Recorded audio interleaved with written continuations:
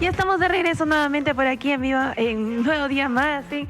Y ahora sí, pues para continuar, como les había anunciado el día de hoy, tenemos una entrevista bastante interesante con nuestro abogado José Cárdenas, llamada formas legales de transferir una propiedad. Si es que de repente estás en una situación similar, ya sabes que nos puedes escribir al número de WhatsApp para resolver todas tus dudas. Te lo dicto nuevamente, 913-16-26-53, 913-16-26-53. ¿Cómo está? Muy buenos días, doctor. Buenos días, amigos televidentes, buenos días. Bueno, siempre es grato encontrarnos nuevamente en el canal, ¿verdad? Y que bueno, adelante, vamos a tener un tema relacionado a qué modalidades tenemos para transferir lo que dice la propiedad, ¿no? Sea mueble o inmueble, y de repente qué precauciones debemos tomar antes de realizar esta transferencia. De eso vamos a hablar hoy día. Perfecto. Primero comenzando con el tema porque es bastante amplio. Yo quisiera saber cuáles son las formas legales más comunes de poder hacer una transferencia de un terreno. Yo quisiera, mira, permíteme contextualizar.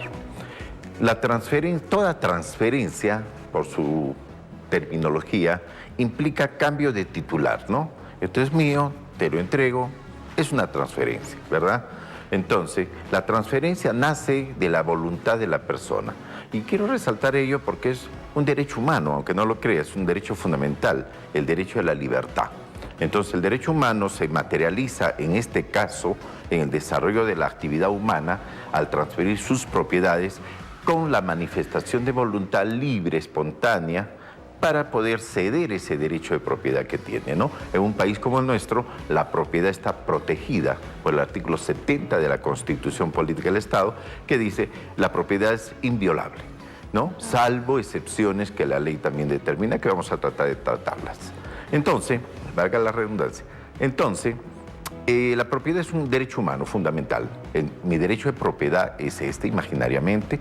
Nadie puede despojarme de ella y solo yo puedo decidir en qué forma y modo puedo transferirla. Entonces, como dije hace un momento, hay formas de transferencia que son de hecho, que basta la entrega del bien, como en el caso de un supuesto de un lapicero, ¿no? Entonces, en ese momento la transferencia opera y se reconoce como legal y válida.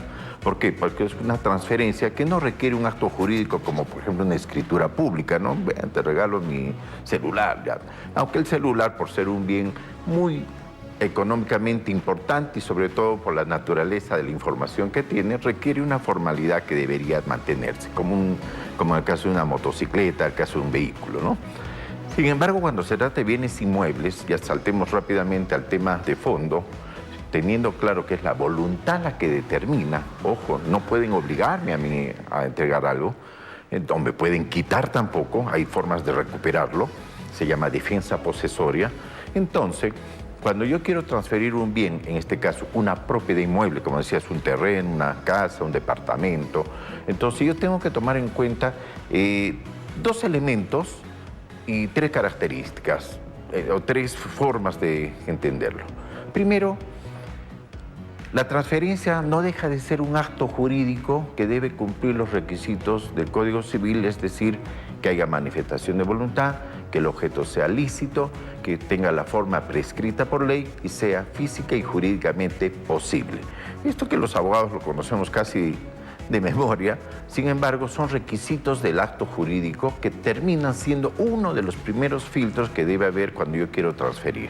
Que sea mi voluntad, que sea lícitamente, que de forma prescrita por ley, o sea, cumpla los requisitos de la ley para transferir y finalmente que sea física y jurídicamente posible. Muy bien. Si este primer filtro se da en el acto de voluntad, entonces el segundo punto sería, ¿cómo entonces lo transfiero? Normalmente conocemos la compra-venta, ¿no? Es lo que más nos familiariza. Oye, te vendo mi casa, ¿a cuánto es? Toma el precio, te pago y entrégame el título. Bien, y lo inscribo en registro. Sin embargo, la transferencia puede tener varias modalidades, no solamente la compra-venta. Otra que conocemos quizás muy frecuentemente es el anticipo legítima o en su caso la herencia, ¿no? Pero entonces tenemos que distinguir, para no tener mucha complicación, actos de transferencia gratuita y actos de transferencia onerosa. O sea, aquellos actos donde transfiero sin que me paguen nada y otros actos donde yo transfiero, donde voy a recibir una contraprestación o retribución por el valor del bien.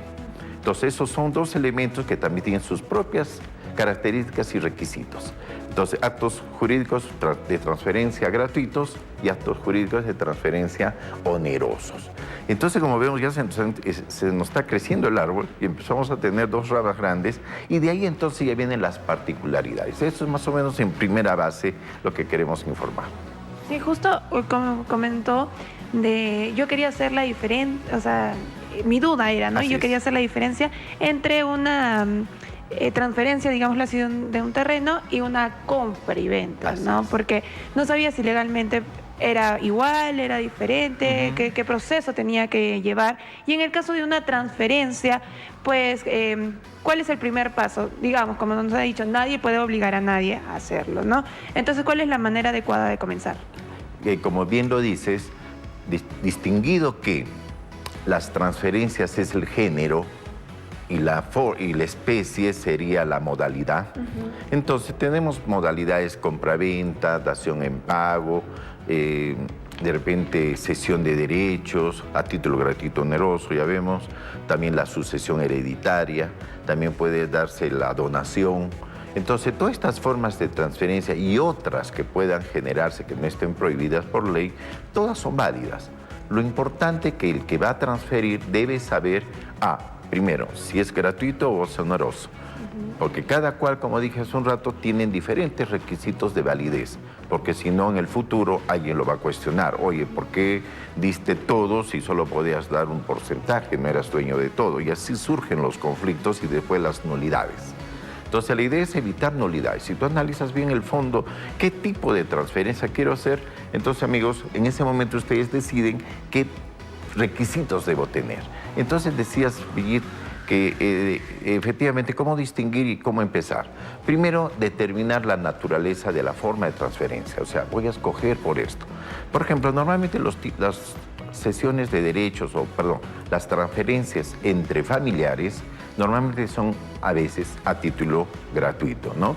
El anticipo de legítima, la donación, de repente, ¿no?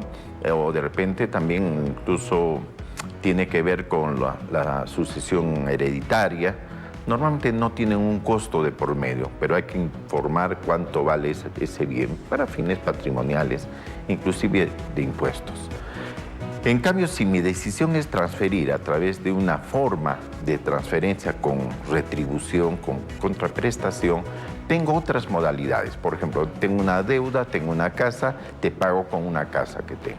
Es una dación en pago. Sí, entonces tengo que establecer claramente ahí las condiciones.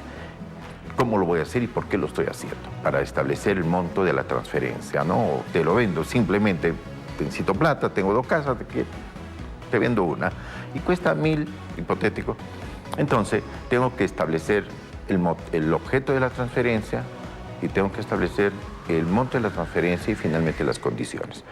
Para no hacerlo complicado, espero dar una fórmula que ayuda mucho en todos los casos. Primero, decidir el objeto, qué cosa voy a transferir. Segundo, quiénes van a intervenir. Y tercero, qué modalidad voy a utilizar. Con esas tres reglas, ¿qué quiero transferir? ¿Quiénes van a intervenir en la transferencia? ¿Y qué modalidad voy a utilizar? Son las que nos ayudarían mucho para poder orientar que cuando tome esa decisión de hacerlo, verifique que se cumpla. Y cerrando un poquito la idea, no debe faltar el análisis de que hay bienes que se transfieren que son inscritos en registros públicos y otros que no están inscritos en registros públicos. Es muy importante hoy que tenemos este debate sobre la pérdida de dominio por el Estado por persecución de un objeto que está vinculado a un delito, puede extinguir tu derecho de propiedad. Pese a que lo has comprado aparentemente lícitamente, sin embargo te lo extingue porque tiene un dudoso origen o un claro origen de producto de un ilícito penal. Entonces, ahí es donde tenemos que tener más cuidado en los procesos de transferencia, porque hoy ya no se exige la buena fe. O sea, bueno, yo te creo, siempre has vivido ahí. No, sino se exige una buena fe que se llama ahora cualificada. Es decir, que tenemos más rigor. La ley en este momento en el Perú, como en otros países, está exigiendo un mayor rigor en los procesos de transferencia para evitar esa persecución de dominio en el ámbito penal por parte del Estado y para evitar las nulidades que siempre debemos evitar en el ámbito civil. Doctor, nos ha llegado una consulta aquí al WhatsApp. Nos dice, ¿los mausoleos o terrenos, nichos de un cementerio, puedo venderlos o transferirlos? Hay municipios como Characato que no lo aceptan. Es que tengamos el derecho de propiedad sobre un área reservada para fines funerarios, definitivamente es un área de interés público. O sea, entiéndase, no se puede estar vendiendo los mausoleos. Hoy te vendo y saca lo tuyo y ponga a tu heredero. Me dejo entender. O sea, hay un interés público de salud pública, por un lado, por eso existe la ley de cementerios. Gracias por la pregunta, por supuesto, estimado televidente. Sin embargo, debemos entender que lo que hay ahí es una cesión de uso. Técnicamente es una cesión de uso. Oye, yo he estado a través del municipio que administro el área de cementerio, en este caso el área donde se van, no existe el cementerio, definitivamente lo que hace es ceder en uso el área que yo escojo, compro, pago para un mausoleo. Pero no puede ser objeto de cesiones privadas porque de por medio está el interés público de la salud pública, ¿no? Y por otro lado, el respeto, ojo, amigos, el respeto al cuerpo humano. Ojo, que los seres humanos somos sujetos de derecho antes, o sea, valga decir, antes de nacer, en la concepción, durante nuestra vida y post-mortem, nuestros restos, nuestro cuerpo, merecen un trato digno y eso limita que la disposición de una compra-venta, imagínate, oye, entonces, ¿qué hago con los restos del familiar que estuvo ahí? ¿Lo voy a sacar? En fin, ¿no? Me dejo entender. Es el motivo por el cual no se puede disponer de ese tipo de bien que no es un bien de propiedad exclusivo de carácter privado, sino es un bien exclusivo de un uso de un área pública con fines de descanso perpetuo de un cuerpo humano, de un ser humano que tiene derecho a un respeto de sus restos. Ahí está la respuesta, seguimos resolviendo dudas si es que tienes alguna para que nos puedas escribir a nuestro WhatsApp. Continuando con la entrevista, yo quería saber cuáles son los documentos sí o sí indispensables que debemos tener para comenzar con una transferencia. Bien, y permíteme retroceder, Brigitte, un poquito, y amigo televidente, para todos, espero que estén escuchando. En el caso anterior, lo que puede entenderse como transferencia es que cuando, por decir, yo contrato el área donde construyo un mausoleo y soy el titular, de acuerdo a la beneficencia, yo he pagado, fallezco, entonces, ¿quién tiene los derechos para seguir ejerciendo ese derecho? Mi familia, mis descendientes. Lo que ahí opera es una transferencia del derecho de titularidad, ¿ok? Eso siempre va a ocurrir, no quiere decir que está prohibido, o sea, si Pedro contrató y ya no está Pedro, falleció, entonces eso ya no es de nadie, no. Opera la sucesión de derechos en este caso. En la segunda pregunta que me decías, los requisitos que debo tener, ¿no? Para iniciar una transferencia. Primero, yo recomiendo, habíamos dicho en una parte de nuestra conversación de hoy, que hay bienes registrados y no registrados. En el Perú tenemos registros públicos, funciona desde 1892 el sistema nacional de los registros públicos, SUNAR. Entonces, y no solo SUNAR, SUNAR engloba todo el sistema registral del país. Eso es historia, un día conversaremos. El tema es de que hay propiedades que están registradas, llamémosles técnicamente. Una vez que están registradas, yo debo prever que el objeto, recuerda que decíamos el objeto, 3 reglas, objeto, quiénes y modalidad. Objeto, si el objeto es registrado, debo sacar información actualizada, certificada del registro público. Hoy dije que hay que tener más cuidado porque hay que verificar el origen de los asientos anteriores, valga decir de las transferencias anteriores que aparezcan del registro, para ser un poco más meticuloso y no solamente decir, bueno, yo saqué el certificado y acá Pedro aparece como dueño, me lo vendió. Espérate, Pedro lo vendió, pero atrás había un embargo, había una anotación de demanda, había unas cosas, entonces eso tienes que ver. Qué raro que Pedro compró hoy y al día siguiente me lo vende. Entonces yo debo presumir algo está pasando. Entonces, ese celo de análisis que debo poner en el análisis del bien que voy a vender debe ser una visión muy profesional, registral, análisis del registro. Segundo, ¿quiénes van a intervenir? Cuando digo quienes van a intervenir, hay que tener mucho cuidado si son personas, primero, mayores de edad, que tengan pleno ejercicio de sus derechos. Segundo, que haya libertad, o sea, haya condiciones de expresar esa libertad de voluntad que habíamos empezado diciendo. Valga decir, personas que no tengan discapacidad o estén limitadas por alguna razón o estén siendo, por ejemplo, una persona que es mayor de edad, está bien, pero por alguna razón, estoy especulando, pueda tener alterada su conciencia, por decir, en estado de ebriedad o una situación permanente de alcoholismo, etcétera. Estamos viciando esa voluntad y mañana puede ser causal de nulidad. O sea, primero, condiciones, capacidad de la persona y, por supuesto, su estado civil. Aunque parezca mentira, el estado civil es importante porque muchas veces venden como solteros cuando sabemos que anda con una persona o es casado o es conviviente. Y eso determina mañana pasado nulidades. Entonces, verificar el estado civil y, por supuesto, también en el caso del segundo nivel, quienes deben concurrir de manera presencial, o sea, personal o por representación. Y finalmente el objeto, la modalidad. Ahí sí es infinita, no diré infinita propiamente dicho, pero muchas variables. Si es compra-venta, ciertos requisitos. Si es donación, ciertos requisitos. Si es dación en pago, ciertos requisitos. Y así sucesivamente, para efecto de saber que esos son los cuidados que debo tener y los pasos que debo tomar antes de iniciar el proceso. Nunca recomiendo, por favor amigos, tómenlo así, no recomiendo mucho, aunque es muy frecuente, esas compras-ventas parciales. O sea, bueno, vamos, te voy dando un adelanto y firmamos un documento privado, de preferencia, forma prescrita. Recuerda que decías, que también decía al comienzo, deben hacerlo siempre por escritura pública. Minuta, un abogado que autoriza la minuta que es un documento donde se grafica lo que quiero hacer y el llevarlo al registro, al notario, para que lo eleve a escritura pública y que sea registrable, para asegurar que mi venta está segura. Porque muchas veces aparecen conflictos, yo compré, di un adelanto, mire, le dé. Y real lo que te digo, $55,000 con un documento privado que ni siquiera me lo firmó bien porque solo hay un garabato y no hay una huella, nada. Claro. Pero le he dado $55,000, oiga, pero ¿cómo le da? Cuidado. Hay que tener mucho celo y eso se llama diligencia. El comprador y el vendedor tienen que ser diligentes en el acto que están celebrando, porque una propiedad no solo es una propiedad, es donde está tu familia, de casa tu economía, etcétera, etcétera, tu seguridad muchas veces a futuro. Así es, nos siguen escribiendo por WhatsApp, nos dicen desde José Luis Bustamante, su esposo adquirió una casa con adelanto de herencia antes de casarse. Queremos que ahora sea propiedad de los dos. ¿Qué es lo que deberían hacer?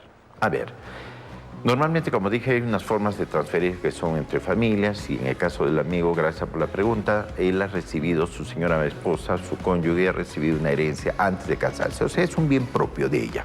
Entonces, cuando viene el matrimonio, aporta el bien propio, muy bien. Pero ellos quieren que sea de ambos, entiendo que quiere ceder. Entonces, ella, bueno, si es que fuera el caso, regla 1, primero, entre esposos no puede haber contratos. Regla 1, O sea, no puedo hacer un contrato con mi esposa y digo, bueno, tus derechos pasan a mí porque me cedes tu 50% sobre el derecho de la propiedad. Yo pienso que ahí, o sea, en primer lugar es imposible, sería nulo, no puede hacer contratos entre ellos.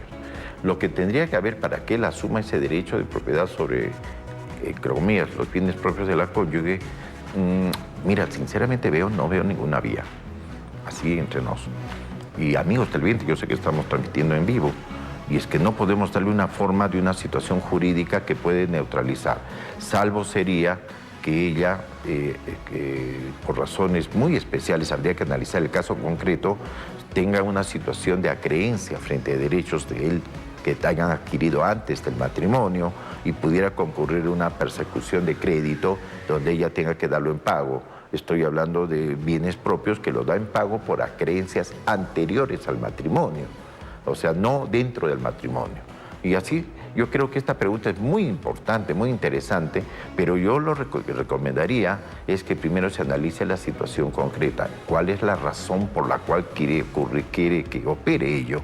Porque normalmente no es razonable que los bienes propios de un cónyuge tengan que cederse al otro cónyuge o compartirlos. Porque de hecho, cuando se casan, las personas, él tiene 5 casas, ella no tiene nada, o al revés, ella tiene 5 viviendas y él nada, los bienes, si bien siguen siendo estos míos y estos tuyos, el uso de ambos, el usufructo de ambos es de los dos. Entonces ya hay una comunidad de bienes donde su origen está bien, particularmente separado, pero el resultado de esa producción de usufructo es de ambos. Entonces ya hay una comunidad de bienes que para disolverla tiene que ser previa evaluación especial en la vía privada, muy sensible, y o judicialmente. Tendría que ser judicial. Espero haberlo orientado. Seguimos con las consultas desde Jaén, Cajamarca. Nos dicen, por favor, quería saber si una persona que tiene 83 años y ya no se encuentra bien de salud ni de sus facultades mentales, puede hacer una transferencia a un solo hijo y dejarlo demás en nada. Ahí tenemos, gracias amigo desde Cajamarca, es un gusto saber que estamos siempre, el Magazine está en todo el país.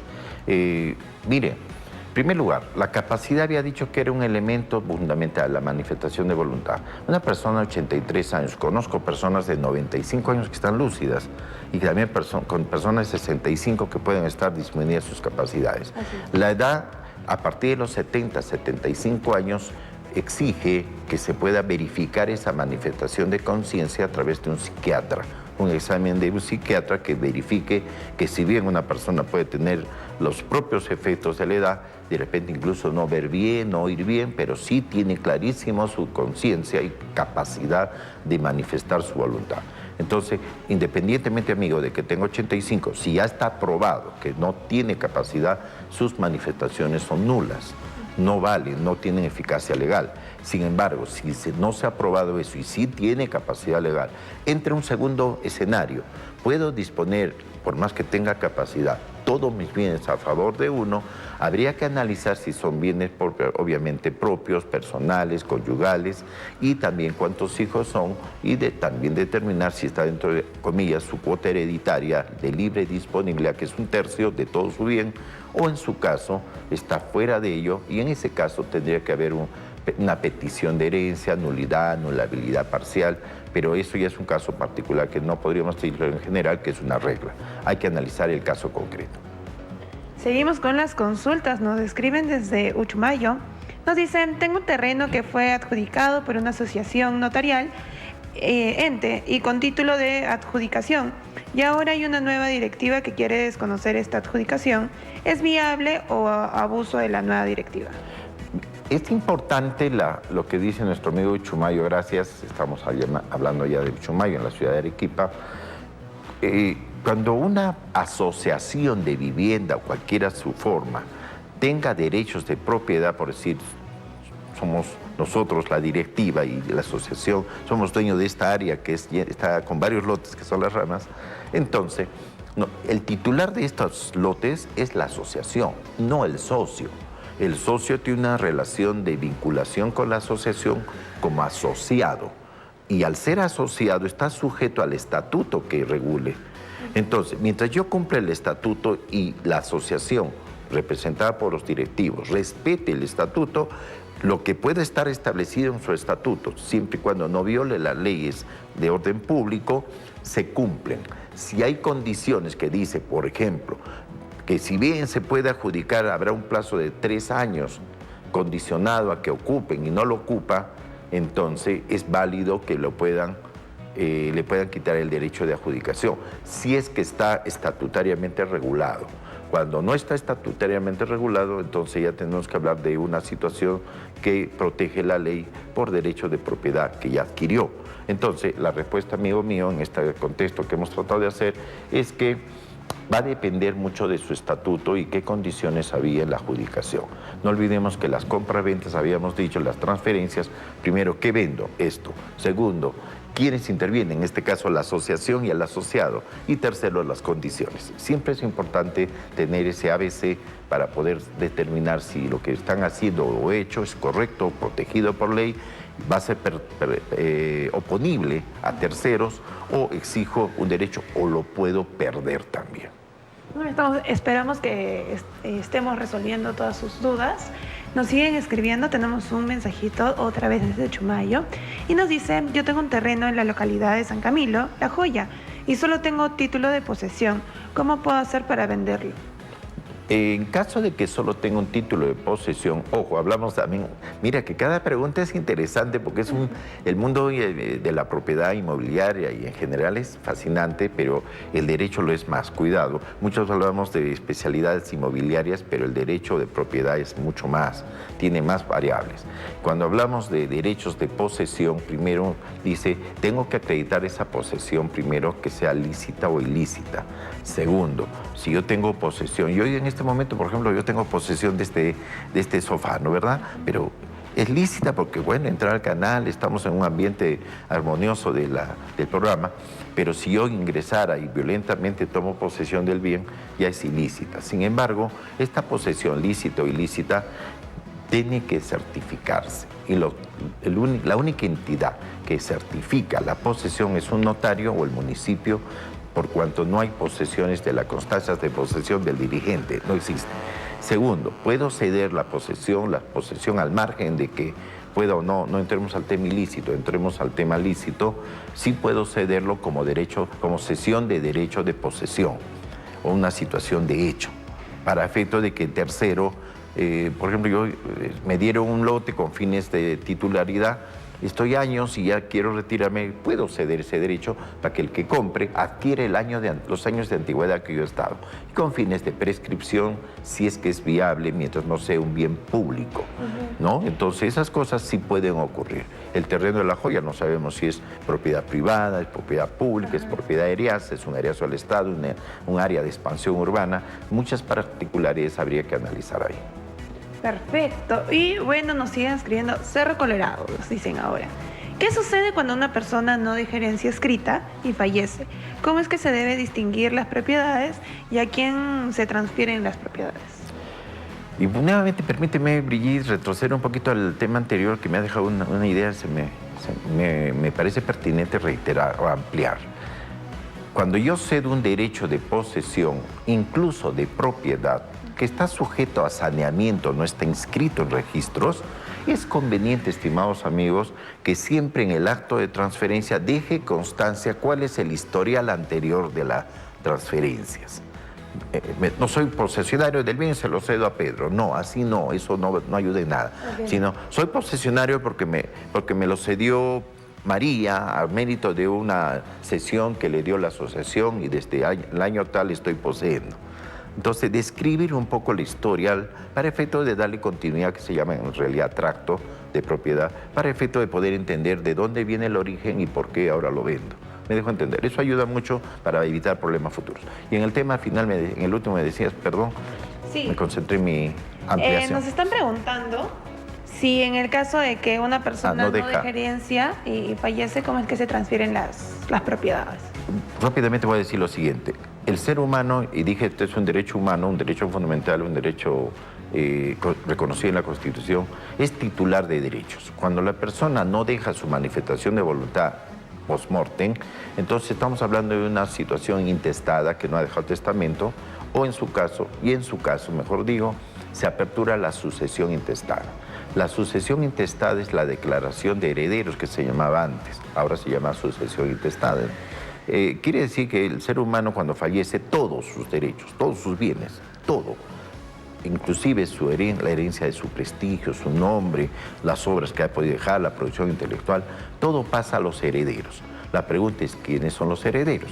Bueno, Pedro tenía 5 hijos, sí, pero también de repente hay que declarar esa sucesión, hay que materializar, hay que formalizarlo. Entonces lo que tiene que hacer es, primero, iniciar la declaratoria de herederos si es que no ha, la sucesión intestada propiamente dicho actualmente, si es que no ha dejado testamento. Y hay un protocolo que siguen los notarios, los jueces, que son los que hacen la sucesión intestada, a través de verificar que no haya testamento, que no haya sucesión en otro lugar, que se haga en el lugar donde ha residido el último domicilio del causante, la persona que ha fallecido, y finalmente qué bienes tiene que se conozcan, que puedan ser o dar lugar al inventario de los bienes hereditarios y posteriormente entregarlos o de repente ya están en posesión, normalmente los hijos, de los bienes hereditarios. De ahí surge la sucesión intestada, surgirá en tema de propiedad los bienes en calidad de coherederos y si ellos determinan pueden entre ellos cederse derechos o liquidarlos a través de la partición. Y es el fin y la extinción de esa propiedad. Ahí vamos con la última pregunta que tenemos y agradecemos a todas las dudas que se quedaron en espera, que nos escribieron. Ustedes saben que el tiempo de televisión vuela. Nos escriben desde Miraflores, y nos dice: mi hermana me ha cedido un área en el tercer piso en una propiedad de régimen horizontal. ¿Cuál es la forma más segura para yo registrarla? Si es un régimen de propiedad horizontal, y también voy a acelerar porque el tiempo no gana, hay mucho que ver en Magazine, así que vamos. Entonces, cuando es un régimen de propiedad horizontal que llamamos, quiere decir que hay varios pisos. Espero que esta propiedad se inscriba, esté inscrita en registro. Si está inscrita en registros el régimen de propiedad, valga decir que se ha levantado, el ingeniero ha hecho un levantamiento de las edificaciones, lo ha cualificado y encima lo ha convertido en un formulario que rige la 27157, me parece que es la de régimen de propiedad exclusiva y común. Entonces se inscribe en registros. Quiere decir que en registros voy a tener que la casa A tiene 3 pisos, el primero se llama sección 1, sección 2, sección 3, y si me está cediendo el tercer piso, entonces yo precisar en la transferencia que me está vendiendo el tercer piso, para la sección 3, para efecto que yo registre mi exclusividad. Pero estoy sujeto al régimen de propiedad horizontal que la llamó la amiga que está preguntando, nuestra oyente. Entonces, quiere decir que esa es la seguridad jurídica. Sin embargo, si no estuviera inscrito, y existe en la realidad, pero en registro solo está como el terreno o un piso, es necesario sanear ello para efecto de poder a futuro inscribirlo. Pero puedo hacer la transferencia hoy, sí puedo, dejando constancia que estoy describiendo bien los bienes y que está sujeto a saneamiento. Y ese saneamiento se llama evicción. Entonces me someto, el que transfiere se somete a la evicción, que quiere decir que me comprometo a sanear todo lo que esté defectuoso, que no aparezca por ahora en la transferencia, porque es mi obligación el saneamiento. Entonces, por eso en toda transferencia siempre va a haber la obligación del transferente, cualquiera sea la modalidad, de sanear el objeto de la transferencia para garantizar su futura eficacia absoluta, ¿no? Entonces, mucho cuidado. Y es bueno describirlo. En todo caso, siempre recomiendo consulten a un especialista. Pues doctor, ha sido un gusto tenerlo el día de hoy y me gustaría que le comente a toda la gente que nos está mirando cómo es que lo pueden contactar, porque yo me imagino que hay un montón que también todavía se ha quedado con dudas. Bueno, Brigitte, como lo hemos hecho y Nuevo Día Magazine lo permite, siempre en forma gratuita los vamos a orientar en el 95-957-1961, que es mi teléfono, un WhatsApp, por favor. La llamada a veces por razones, por ejemplo, ahorita está sonando el teléfono, pero no puedo responder. Entonces, 95-957-1961, sino en Arequipa, en Santa Marta, 304, oficina 205, segundo piso, Galerías Santa Marta, ¿no? Y siempre en nombre del Nuevo Día Magazine, para poderlos atender con gusto. Y paciencia a veces para que la respuesta les llegue. Así es, paciencia, siempre asesorarnos con los mejores profesionales, y aquí están también en pantalla, en el sentido de aquí abajo, también están saliendo los números y la dirección donde lo puedan contactar. Muchísimas gracias. Es un honor, Brigitte, amigos televidentes, gracias. Y ahora sí, nos vamos a ir a un pequeño corte comercial, pero regresamos en breve con más. No te despegues de tu pantalla.